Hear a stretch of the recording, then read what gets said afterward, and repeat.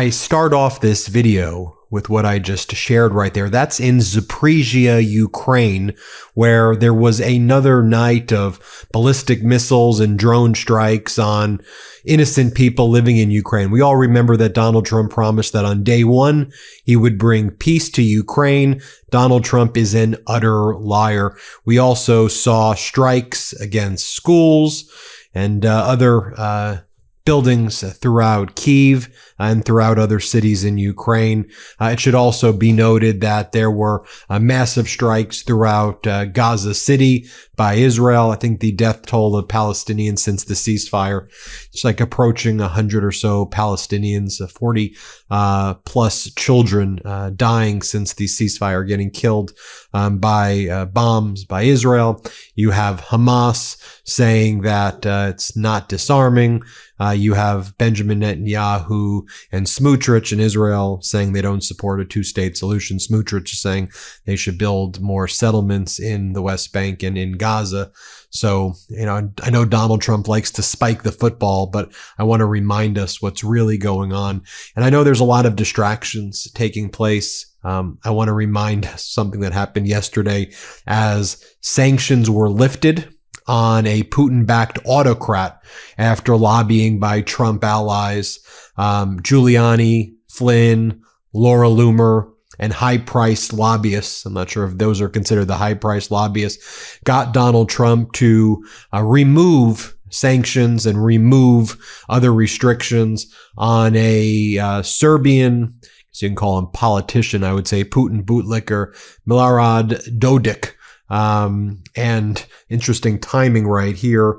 On October 28th, the foreign minister of Russia, Sergei Lavrov, met with Dodik, and then we saw what happened 2 days later. While all this is going on, Donald Trump is posting the following: South Carolina. This is what he's posting on his social media. And then it's pretty alarming that when Donald Trump's posting South Carolina, and then he posts, we're doing nuclear testing again, that we are going to be testing nuclear bombs throughout the world. This is what Donald Trump says. He posts the following late last night: the United States has more nuclear weapons than any other country. This was accomplished, including a complete update and renovation of existing weapons during my first term in office. Because of the tremendous destructive power, I hated to do it, but had no choice. Russia is second and China is a distant third, but will be even within 5 years because of other countries' testing programs. I have instructed the Department of War to start testing our nuclear weapons on an equal basis. That process will begin immediately. Thank you for your attention to this matter. Donald J. Trump. As Tom Nichols writes, nothing in here is correct. Russia's stockpile is larger than ours by a small margin. Trump did not create a larger stockpile by updating in his first term. No nation except North Korea has tested actual nuclear weapons since the 1990s. John Ridge talks about how a resumption of nuclear testing would be an absolute cataclysmic cell phone. It would enable China to immediately resume testing as well as begin closing the technological gap in nuclear weapons. Russia is also much better postured to remove testing than we are. Donald Trump made that post right before his meeting with Xi Jinping. Xi Jinping looked very uninterested in even seeing Donald Trump.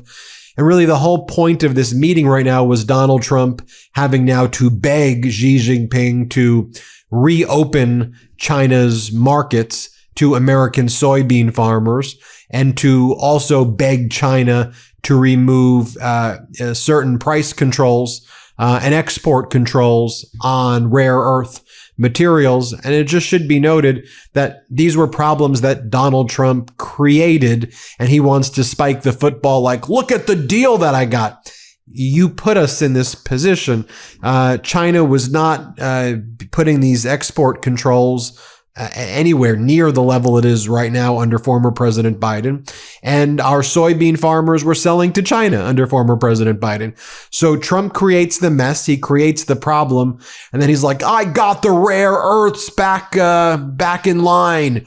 I got China to agree to open up their markets to our soybean farmers.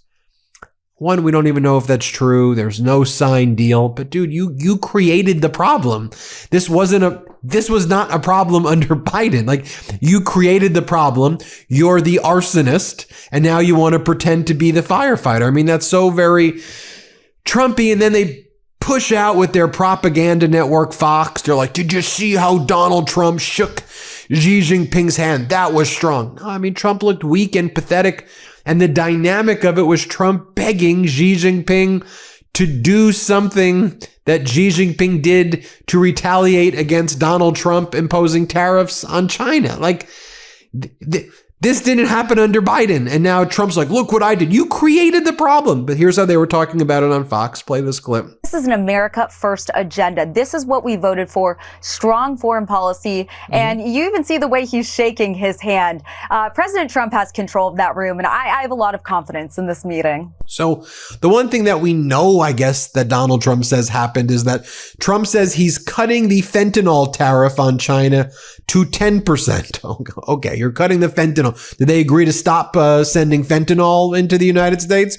We don't know any about that, but okay, you've cut the fentanyl tariff, Donald. And then Trump says he reached a rare earth deal with Beijing. Okay, well, if you reached a rare earth deal, Trump goes, rare earth issue has been settled, the president said, adding that it's a 1-year agreement that will be negotiated every year.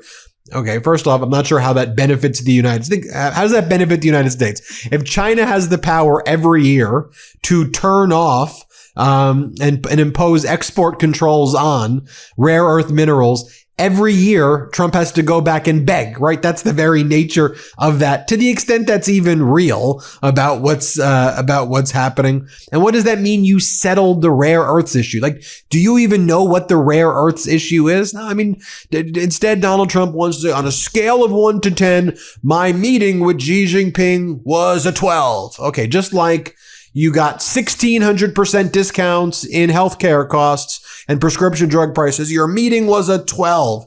Why would it be a 12? Even if you do everything that you say you did. Okay, I'm going to play this clip in a second. Then all you did was return to a status quo that existed under former President Biden before you screwed it up. I mean, at best, that's what you're taking credit for. Here's where he says he got a 12 out of 10. Here, play this clip. We're going to issue a statement on some of the details. But overall, I guess on the scale of from 0 to 10, with 10 being the best, I would say the meeting was a 12. Okay, I think it was a 12. Now, a reporter asked Donald Trump, did Israel give you a heads up before they bombed Gaza? And is it still a ceasefire? Listen to what Trump says. Play this clip. Did Israel give you a heads up before they bombed Gaza? And is it still a ceasefire if they're stopping? It is. No, they had a sniper and one of their soldiers were killed and they did retribution. So we'll see. But yeah, it is a ceasefire. It's back to ceasefire. By the way, even Marjorie Taylor Greene says the following. This is from Marjorie Taylor Greene. She goes, Israel's military said Wednesday that the ceasefire was back on in Gaza after it killed 104 people, including 46 children, according to local health officials. 46 children. Are these not war crimes? How are we even calling this a ceasefire? Right? I'm glad the hostages will return, but how are we calling this a ceasefire? But the media called it a historic peace deal. How could you have a peace deal if you don't even address the two-state solution factor? In any event, a reporter asked Donald Trump, why are you posting about nuclear testing? Here, play this clip. About resuming nuclear testing. What prompted you to do that right before the meeting? It had to do with others. They seem to all be nuclear testing. Russia? We have more nuclear weapons than anybody. We don't do testing. You know, we've halted it many years ago. But with others doing testing, I think it's appropriate that we do also. Any details around the testing, sir? Like where, when? It'll be announced. You know, we have test sites. It'll be announced. Nicholas Kristof wrote the following for the New York Times. He goes, my new column argues that Trump bungled his trade war with China, leaving Xi Jinping in a significantly stronger position. And I worry that Xi, sensing our weakness and vulnerability on rare earths, will push the U.S. and others to compromise on Taiwan, human rights, and other issues. So Trump may crow about his deal-making skills after a summit with Xi, but it seems he's looking to It seems like he took a tariff to a knife fight with predictable results. And just think about the dynamic that I told you. Just assume every year they have to go back and beg China to deal with rare earths. He gave up all of the leverage. Oh, and by the way, what happened to the TikTok deal? We don't talk about that anymore. I'll tell you, he doesn't want to talk about what they're doing right now. And I'll leave you with this. The White House ballroom contractors, they're like taking down their websites and social media footprints because people have been issuing negative reviews about them and they're scared. So all of those contractors who destroyed the East Wing, and we saw their logos displayed, right? They want to hide their involvement. So this one company, EAI Roloff, a Maryland-based hauling company, now advises visitors to its homepage that its site is undergoing routine maintenance when it was up before. You'll recall last week you had that red and charcoal gray truck bearing the EAI logo and that phone number that was there, and they're shutting all that down. You also had photographers last week capture that heavy equipment leveling the East Wing. ECECO, a Maryland-based demolition company, they've shut their website down when it was up just, a few weeks back. And then there's McGreary Architects, the lead design firm. They also saying that they're also taking down their website as well.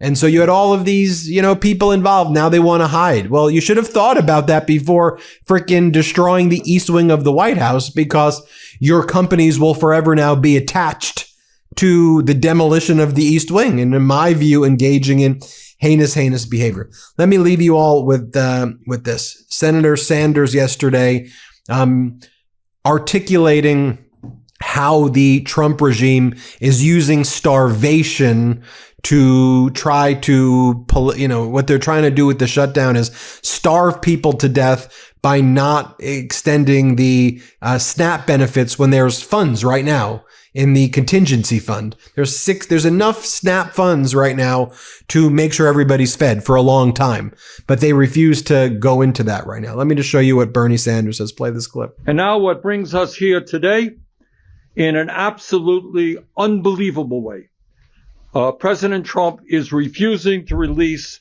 the $5 billion in emergency funding for SNAP that helps feed 16 million kids. And that is a direct violation of the law.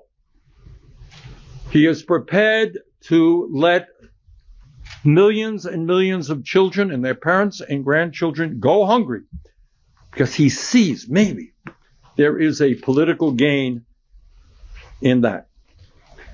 Let there be no mistake. And that is what this statement is about. This is on the U.S. Department of Agriculture website until very recently. The president is legally obligated to use this emergency fund. And up until last week, his administration was preparing to do that. We are here today to send a very loud and a very clear message to President Trump. Obey the law. I know that's a hard concept for the president, but obey the law. Do what Congress mandated you do. Do not let children in America and their parents and grandchildren go hungry. Do not go down as the first president in history to manufacture a hunger crisis in the richest country on earth. Release these funds. Now, I just want you to think about it, right? Because you have the United States government giving a $40 billion bailout to Argentina and refusing to tap into a $6 billion contingency fund to extend SNAP for 42 million Americans. So I'll leave you with that, right? 42 million Americans will starve while Argentina gets $40 billion in a bailout from the United States. Now, similarly, 20 million Americans lose health care while and have their health care ripped away while Argentina gets $40 billion.